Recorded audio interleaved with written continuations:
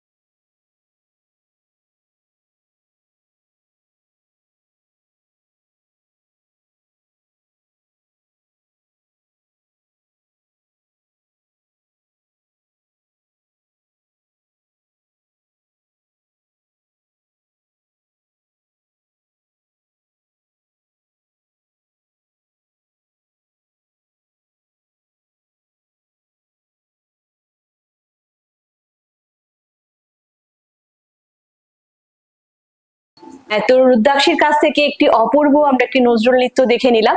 খুব ভালো হয়েছে রুদ্রাক্ষী, খুব সুন্দর হয়েছে। আবারও আমি জানতে চাইবো যে কত বছর ধরে তুমি ডান্স করো? 8 বছর। 8 বছর হয়ে গেছে। তো তারপরে জিজ্ঞেস করবো যে ডান্স ছাড়া আর কি কি করা হয়?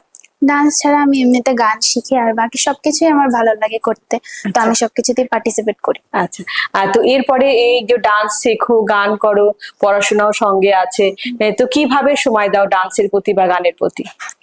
তো এমনিতে তো পড়াশোনা করি, আর সাথে যখন সকালবেলা উঠে আমার মনে হয় যে সকালবেলা উঠে যখন মনটা ফ্রেশ থাকে তখন পড়ার পর তখন ডান্স করলে নিজের মানে শরীরও ভালো থাকবে, তো আর মানে সবকিছুই ভালো থাকবে শরীর। মানে মনোযোগ দিয়ে সেই জিনিসগুলো সুন্দরভাবে করা যেতে পারে। ডান্স আমাদের শরীর মন ভালো রাখতে সাহায্য করে, এবং এটা যদি নিত্য করা যায় শরীরে আমাদের অনেক কিছু থেকে আমরা রোগমুক্তও থাকতে পারবো, মন তো ভালো থাকেই আমাদের। তো এরপরে আমরা আবারও আসবো আমরা রুদ্রাক্ষীর কাছে, আবারও কোন নৃত্যটা দেখবো? আমি এখন আবার রবীন্দ্র নৃত্য করব, 2 হাতে তালির মন্দির আছে। ঠিক আছে, চলুন আমরা সকলে মিলে আবারও একটি নৃত্য রুদ্রাক্ষীর কাছে দেখে নিই।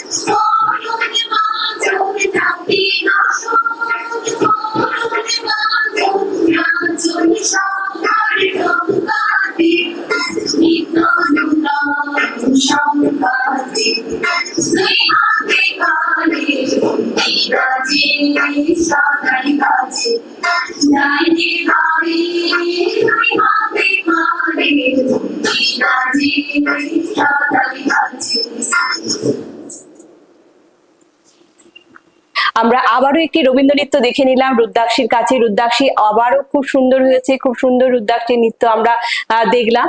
তো রবীন্দ্র নৃত্য যে দেখলাম যে রবীন্দ্রনাথ ছিলেন প্রথম এশীয় ব্যক্তি যিনি সাহিত্যে নোবেল পুরস্কার লাভ করেন। 1913 সালে উনার লেখা গীতাঞ্জলি কাব্যগ্রন্থের জন্য উনার লেখনীতে বাংলার প্রকৃতি, প্রেম, সমাজ, জীবন দর্শন এবং মানবতাবোধ ফুটে উঠেছে অনন্যভাবে। তো চলুন আমরা আবারও রুদ্রাক্ষীর কাছে যাব কিছু প্রশ্ন নিয়ে। রুদ্রাক্ষী, কখনো কি স্কুলে ডান্স পারফরমেন্স করা হয়েছিল? হ্যাঁ, অ্যাকচুয়ালি কয়েকদিন আগেই 15 আগস্টে আমরা আসাম রাইফেল গিয়ে সেরে 400 জন একসাথে ডান্স করেছি। তো ওটা আমার খুব মেমোরেবল একটা জিনিস, তো এই জন্য আমি খুব এটাকে ভালোবাসি আর কি। সত্যি এটা আমরা টিভিতেও দেখতে পেয়েছিলাম, যেখানে রুদ্রাক্ষী ডান্স করেছিল, যে আসাম রাইফেল স্কুলে সেটা অনুষ্ঠিত হয়েছিল। এখানে আমাদের ত্রিপুরার মুখ্যমন্ত্রী মানিক সাহা মহাশয় উপস্থিত ছিলেন সেখানে, এবং সেখানে আমাদের পজিটিভ বার্তা থেকেও সেখানে যাওয়া হয়েছিল এবং ক্যামেরা করা হয়েছিল, এবং আমরা দেখেছি সেই প্রোগ্রামটা সত্যি খুবই অপূর্ব হয়েছিল, এবং সেখানে পার্টিসিপেট করেছিল রুদ্রাক্ষী। এটা একটা স্মরণীয় মুহূর্তই বলা চলে, সত্যি খুব সুন্দর একটি মুহূর্ত। তো রুদ্রাক্ষীর কাছে চলুন আমরা আবারও একটি নৃত্য দেখে নিই। তো রুদ্রাক্ষী, আবারও আমরা কোন নৃত্যটা দেখে নেব? এখন আমি আবার নজরুল নৃত্য করব। তো এটার নাম হচ্ছে বিদেশিনী রূপ। আচ্ছা, তো চলুন আমরা নৃত্যটি দেখে নিই।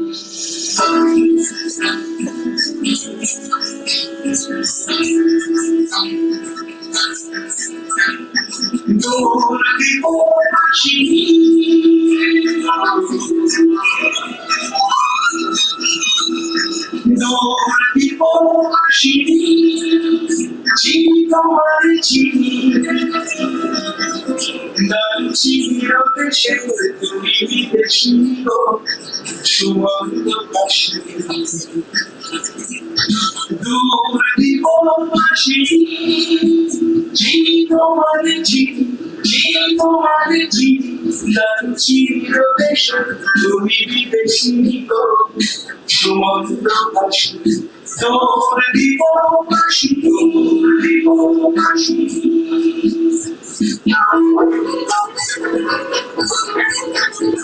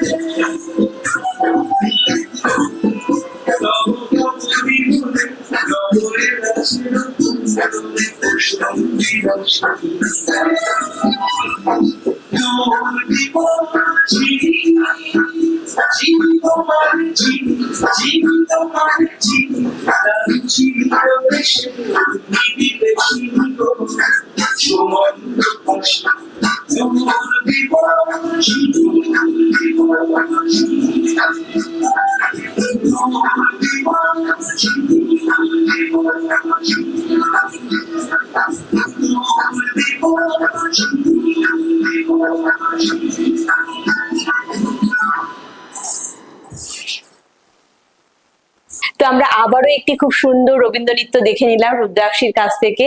অনেক অনেক ধন্যবাদ রুদ্রাক্ষী এত সুন্দর নৃত্য পরিবেশন করার জন্য পজিটিভ বার্তার মঞ্চে। তো এরপরে এর মাঝে একটি বিশেষ বিজ্ঞপ্তি আমরা জানাবো যে আমাদের প্রেসিডেন্টের দূরদৃষ্টি ও নেতৃত্বে সারা দেশ রাজ্য জুড়ে 1 বছরে 1 কোটি গাছ রোপণের মহৎ উদ্যোগ গ্রহণ করা হয়েছে। তা নিঃসন্দেহে এক ঐতিহাসিক পদক্ষেপ। পরিবেশ রক্ষার সঙ্গে সঙ্গে এটি একটি সবুজ ভবিষ্যতের দিকে এগিয়ে চলার প্রতীক। এই প্রকল্প মহিলা উদ্যোক্তা থেকে মিডিয়া ফোরাম, শিক্ষার্থী সহ নানা শ্রেণীর মানুষ একযোগে কাজ করে যাচ্ছেন, যা এই উদ্যোগকে এক সামগ্রিক সামাজিক আন্দোলনে পরিণত করেছে। সবুজে ঢেকে যাক আমাদের রাজ্য, শ্বাস নিক প্রকৃতি আরেকটু প্রাণ ভরে, এই হোক আমাদের অঙ্গীকার। চলুন আমরা সকলে মিলে একটি সবুজ পৃথিবী গড়ি এবং আগামী প্রজন্মকে একটি সবুজ পৃথিবী উপহার দিই। ধন্যবাদ। তো এরপরে আমরা জানাবো যে আমাদের অনুষ্ঠানের আমরা একেবারে শেষ পর্যায়ে চলে এসেছি। আমাদের মাঝে উপস্থিত রুদ্রাক্ষীকে জানাবো অসংখ্য অসংখ্য ধন্যবাদ ওনার মূল্যবান সময় পজিটিভ বার্তার প্ল্যাটফর্মে দেবার জন্য, এবং বলবো আমাদের অনুষ্ঠান আপনাদের কেমন লাগছে অবশ্যই কমেন্ট করে জানাবেন, এবং আমাদের আগামী অনুষ্ঠানগুলো দেখার জন্য চোখ রাখতে বলবো পজিটিভ বার্তার ইউটিউব চ্যানেল এবং পজিটিভ বার্তার ফেসবুক লাইভে। ধন্যবাদ। তো আজকের মতো অনুষ্ঠান আমরা এখানেই সমাপ্ত করছি। নমস্কার।